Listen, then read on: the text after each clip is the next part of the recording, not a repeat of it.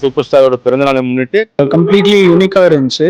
81 கன்சிக்யூட்டிவாக events பண்ணிட்டு இருக்குங்க. சூப்பராக பண்ணாங்க.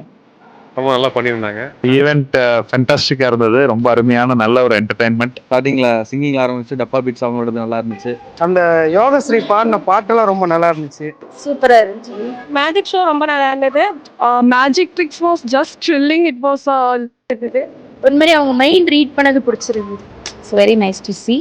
We are very enjoyed to that. வணக்கம், நாங்கள் மலேசியாலேருந்து வந்திருக்கோம்.